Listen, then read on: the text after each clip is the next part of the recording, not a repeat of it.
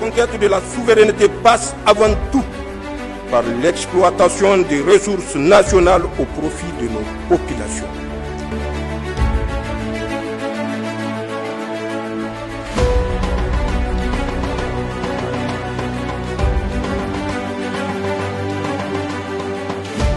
Tentative de déstabilisation du Burkina Faso, le ministre de la Sécurité promettait des éléments de preuve. Nous vous livrons les premiers éléments ce soir. Il s'agit d'un témoignage du commandant Ahmed Kinda, ex-commandant des forces spéciales et un des acteurs clés du vaste complot qui impliquait plusieurs fils du pays. Il donne des précisions sur les conditions de son arrestation, les armes demandées, les fonds reçus et les mercenaires qui devraient intervenir dans la funeste entreprise.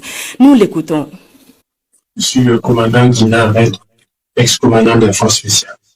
Sony. Son Abdoulaye Sony. Ahmed Sony. J'ai été interpellé à la gare Rimbaud, à Niamey. C'était le vendredi 30 août 2024. Ce qui était prévu, c'est que Ousmane m'accompagne pour me montrer où se trouvent les hommes et le matériel. Et effectivement, on a bougé un matin. Et quand on est arrivé à Yendi, Ousmane était avec un binôme quand ils sont venus me chercher. Arrivé à Yendi, le binôme dit que son chemin s'arrête là, que c'est ce petit-là qui va nous accompagner et qui connaît où se trouve tout le nécessaire. On a roulé de Yendi pendant pratiquement 24 heures jusqu'au terminus du bus Malamville, qui se trouve être la frontière entre le Bénin et le Niger.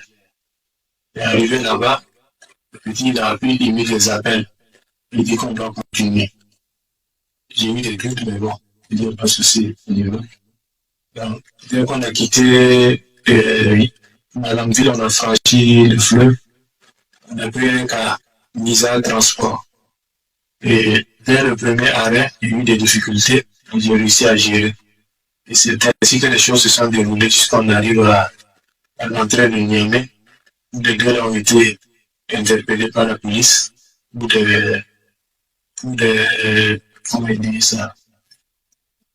contrôles approfondis. Et que s'ils n'ont rien contre eux, ils vont les relâcher avec le prochain calme. Donc, quand je suis arrivé à la gare de Nisa Transport, j'ai fait le compte rendu pour d'Amiba, le compte rendu au Korea-Oba, le compte rendu au civil, Barry Bouaka, Barry Abdoulaye, donc, quand j'ai fait le compte rendu, ils ont dit, OK, tu t'attends un peu, avec le dernier cas, ils vont les relâcher, ils vont venir. Le temps jusqu'au dernier cas, c'était LAS. Donc, j'ai fait le compte rendu à Barry Abdoulaye, le dernier cas arrivé, c'est LAS. Et il me demande, mais comme ça, là, que je fais pour moi. Il y a une minute que je vois pour la première fois. Donc, je ne sais pas comment je dirais. Il dit, OK, il y a un de ses amis qui va m'appeler. Effectivement, il y a un de ses amis qui m'a appelé. C'était Serge Mathurin, qui est venu me chercher à la gare et qui m'a amené dans une brèche. Barry Abdoulaye, c'est un journaliste. Normalement, les hommes, c'est initialement lui, Ousmane, qui devait me montrer où se trouve l'armement et les hommes et tout le nécessaire. Mais arrivé à Yendi, son binôme m'a fait comprendre que c'est lui qui sait où se trouve l'armement, les hommes et tout le nécessaire. Pour ce projet, nous avons fait appel à des mercenaires à travers Barry Abdoulaye. Ce sont des Centrafricains.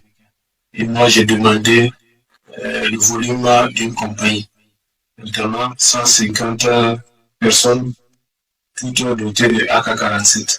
Un armement collectif, j'ai demandé 10 PKMS, 10 RPG-7, 4 mortiers. Initialement, Barry Abdoulaye, le journaliste, il a remis 10 millions à Ousmane. Mais apparemment, ils ne se sont pas compris. Parce que après, Ousmane a fait comprendre que le regard du risque en couru, il serait mieux qu'il ajoute. Et c'est après des tractations que Barry Abdoulaye a remis 80 millions à Ousmane. Dès lors que le jeune là m'aurait indiqué où se trouvent les hommes de matériel et le nécessaire, j'allais faire une réorganisation, une réarticulation. Et le parti, j'avais 4 tournoyants antérieurement. Le parti des tournoyants à chaque élément. On allait se mettre en mouvement. La conquête de la souveraineté passe avant tout par l'exploitation des ressources nationales au profit de nos populations.